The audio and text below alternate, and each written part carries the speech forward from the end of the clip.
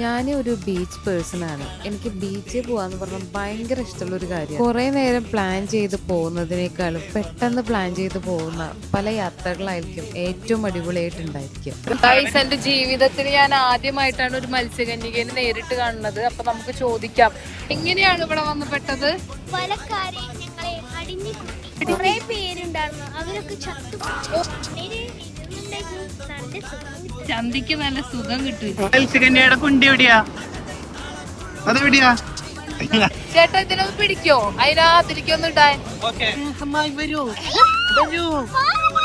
എങ്ങനെയാണ് അവിടെ ജീവിച്ചു പോണത്?